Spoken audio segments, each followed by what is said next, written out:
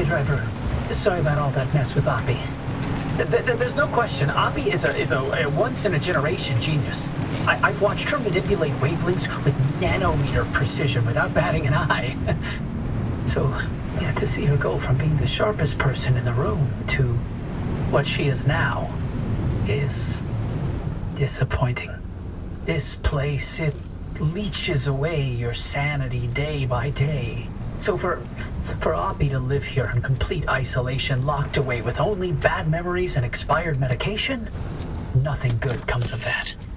I'd feel a hell of a lot better if I knew why she suddenly cares so much about the remnants.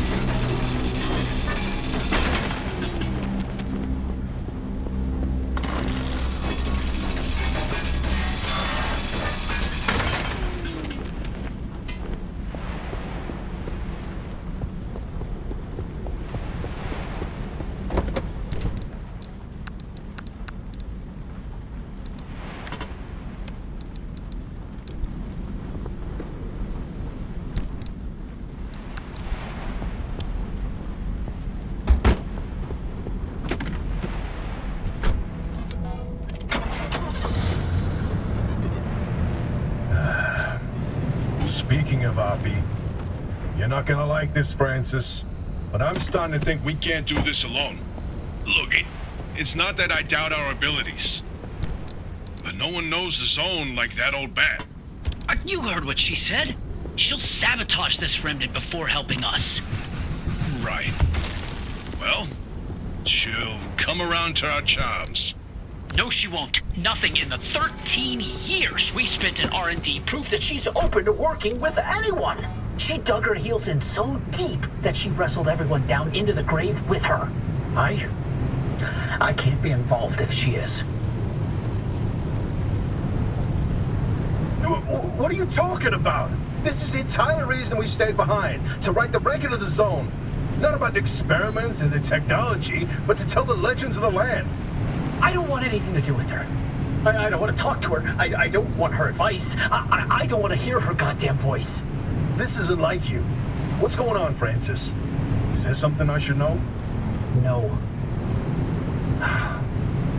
All your work in limb R&D, all the time you spent, your entire career, your entire life. You sacrificed it all for Anna, and how did they thank you? With a black hole in your resume, where you can't tell anyone what you did. You couldn't even tell people where you wiped your ass for 10 years. So no, I'm not letting this go. Not for me, but especially not for you. That's not... Never mind. You know, sometimes I wonder, how much of you staying here was actually to hunt these legends? Or if it was because you had nowhere else to go.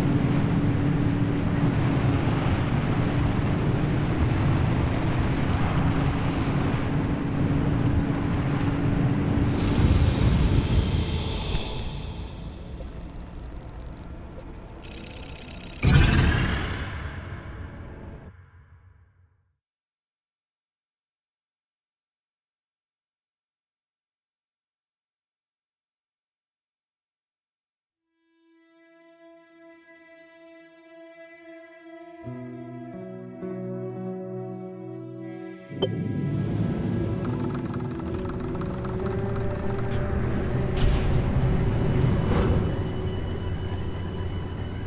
you ready, driver? Okay, first off, I've loaded up 3 locations on your ARC device map. You see them? Head to whichever strikes your fancy. You sending them to the Visions? Sure am. We're gonna use this. My optical vassalizer. We shouldn't use that. Why not? I mean, it's been decades. No way that thing is in any sort of working shape. I've been fixing her up in secret, and I'm sorry. Don't be mad. It's gonna be a surprise for your birthday. Oh, I've gone ahead and made an itty-bitty modification to your headset, driver. I've hooked up the basilizer here to modulate your scan function. Think of it like an extra layer of mayonnaise on your technology sandwich. What are you using the vassalizer for? No spoilers. We have to tell the story from the beginning. Driver, get ready to feast your eyes on the Visions.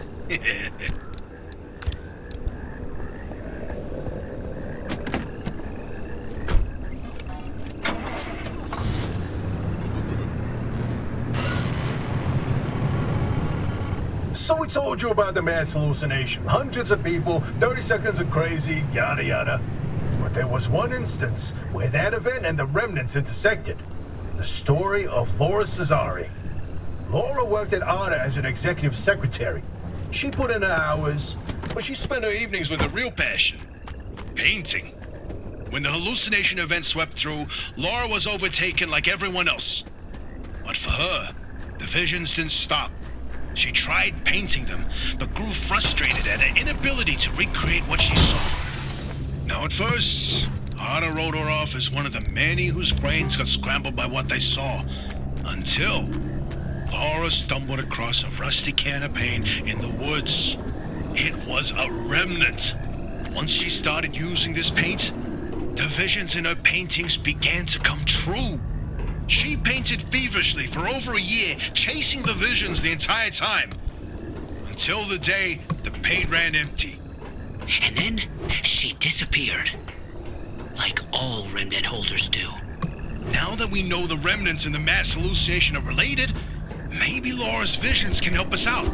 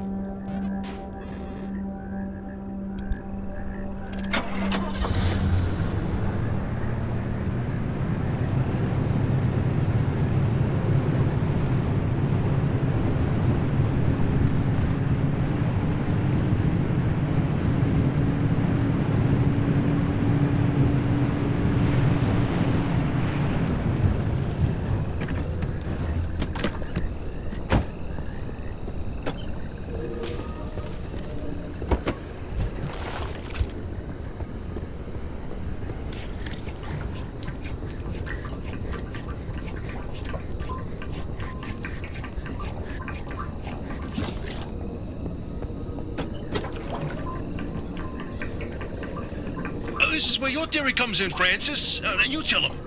Oh, look at me babbling away. Francis, you explain it. It's so good. No, it's just... I'd rather not. come on, we talked about this. You should be proud of your work. Toot your own horn. Not this time. Okay, well, Francis' theory, his entire branch of research was that the zone exhibits a property seen nowhere else on Earth. Every phenomena that occurs here leaves its fingerprint forever on the physical space. So he created this device to pick up on these sub-physical after effects. How did you explain it? It was like identifying a whale's favorite color using only the wake it leaves behind. The rest was science mumbo-jumbo. It's a form of electromagnetic imprint. Anyway, It was a long time ago. And what a better time than now to try it again?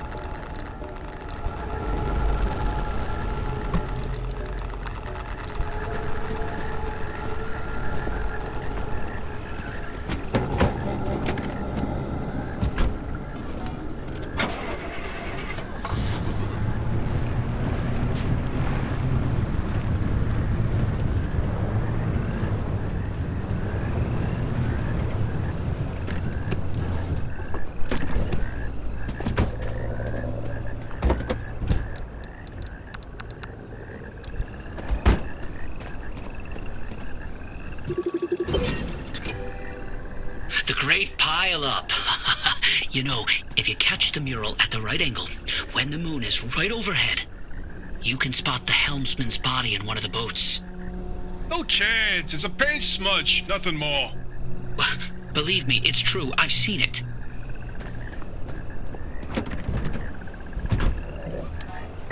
Hey, is it just me, or did this mural look different before?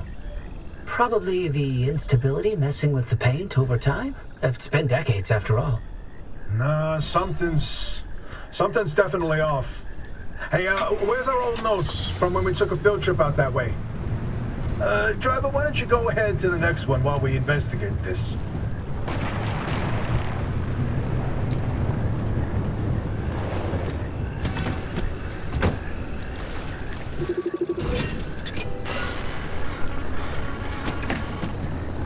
You know, I'm telling you, the helmsman never made it out of the zone. He died here. Not this again. I still don't know why you're so convinced he existed in the first place.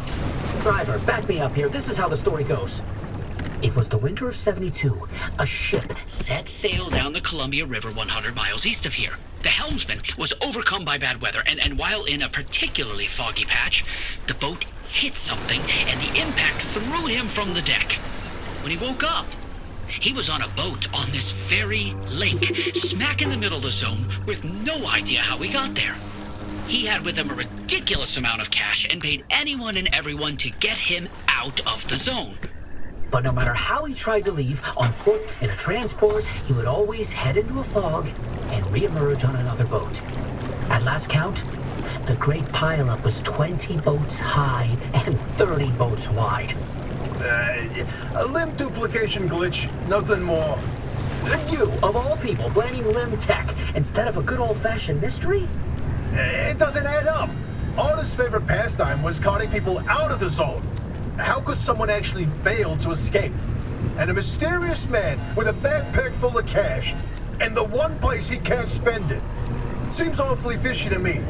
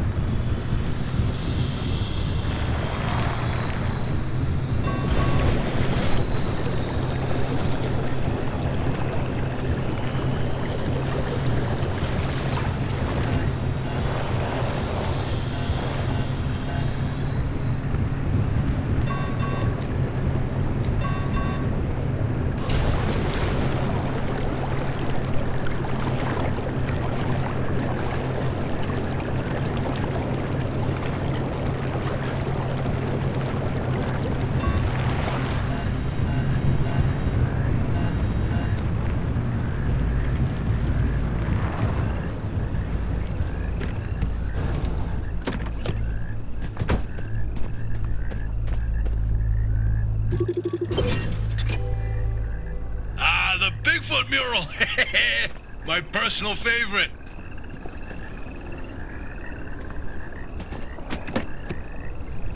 Did you see that, Francis?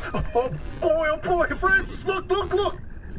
Look here, it's different from our sketch when we visited in '82. It's all scrambled, but the shape seems familiar. If you tilt your head, doesn't that kind of look like Mount Olympus? Oh, Francis, you flippin' genius! It absolutely is! Wait, let's look back at the first one. What's different there? That shape right there, is that Hook Valley? Holy smokes! Oh, wait, pull up all the topographical maps of the peninsula. You look around the areas where you'd get that view of Mount Olympus. St. Francis? I told you your basilizer would work. I don't think This is the Basilisers doing. Driver, we're on to something. Get to that third vision.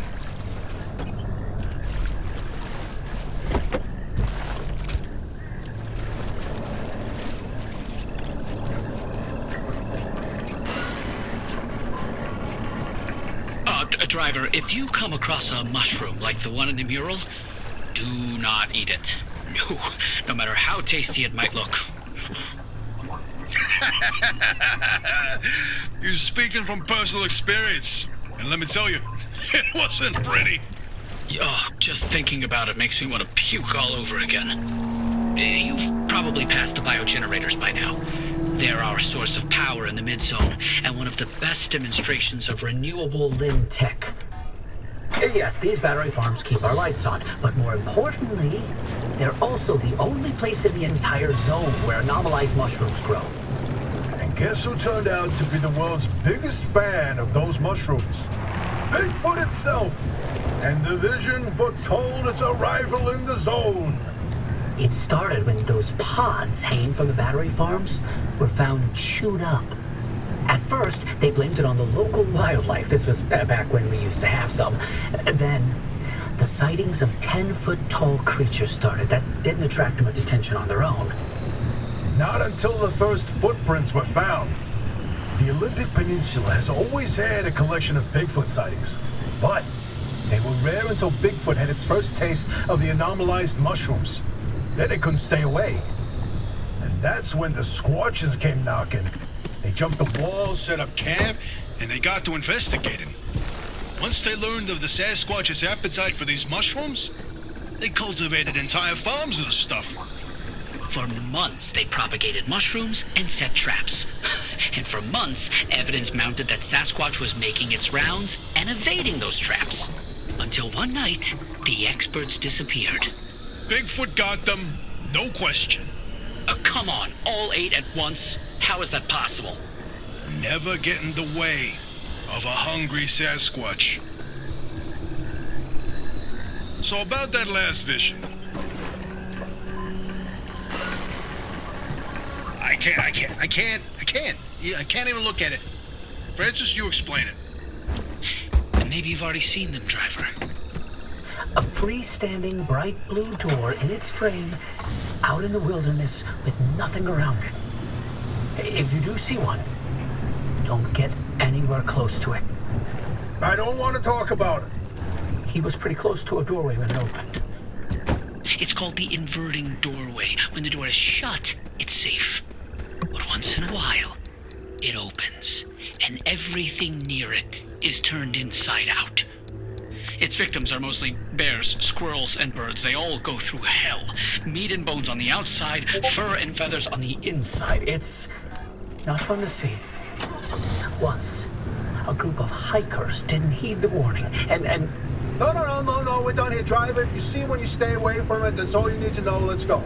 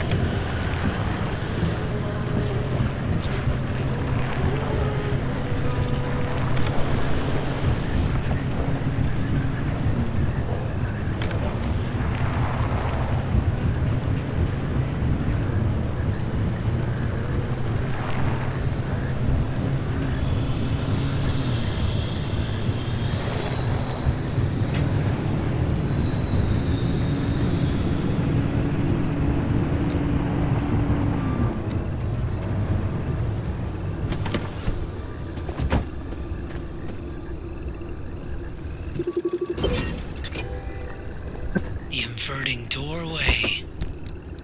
Ugh. I don't like this one.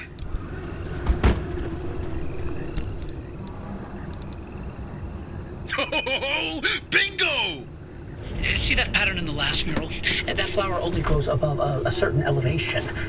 Put the three locations together, and you've got a square mile in the northeast corner of the deep zone. Huh. The visions were pointing towards something the entire time. Hey, Hoppy, you can stop pretending to ignore us now. Take a look at this fine work. We've pinned down the location for the source of the mass hallucination. That's where the driver needs to go. Well, what do you know? Well, I knew the basilizer worked. What did I tell you, huh? He still doesn't know, Francis. Know what?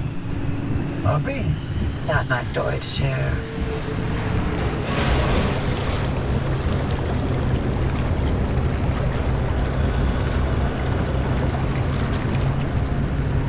My theory. And that basilizer, they're illegitimate. Wait, what are you saying? I built that device to prove my imprint theory, and it was on the verge of getting the results I needed. But my research funding was running out. So, I forged the data. Not much, just enough to justify more time. I was so close. I knew the breakthrough was right around the corner. But Ara found out. That's why I was reassigned and my clearance revoked. Wait, you told me you changed labs voluntarily. 8 years of research with nothing to show for it, and then for that to happen, I couldn't face you. That doesn't mean your theory is wrong. I still think there's something to it. There's a common thread with some of the remnant stories, like the telephone switchboard, the ones that seem to recall the past somehow. Maybe the remnants access those imprints, read them like a needle in the groove of a record. Don't.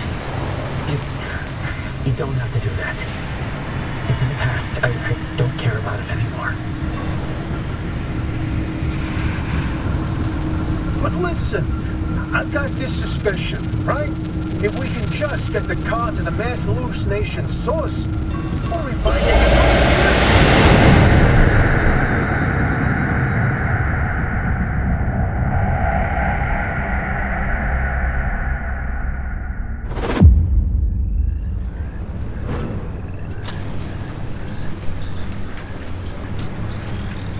Interesting thing about that deep zone area you identified. I ran every coordinate in that area through the AUTA database, and what turns up? But access logs with entry records for Dr. K up through March 1963. What? No, the doctor died in 1961, in the lab accident. So we were told. Then, I found access logs for both that deep zone site and Red Meadow. Years and years worth of activity. The Red Meadow Research Facility? But it was demolished the same year. After the structural damage caused by the... lied about that too, didn't they? It appears so. The driver should give the Red Meadow ruins a visit. If Dr. K didn't die that day, I'd like to know what was keeping him so busy. So would I, but... do we have time for this? We don't know how long the driver's got with that remnant. And that's why we need this information. Whatever Dr. K was doing relates to all of this. It may be the key to what lies at the end of the road for the driver. I... agree with you. God, I hate saying that. Driver, I've marked the Red Meadow facility on your route planner. Head there whenever you're ready.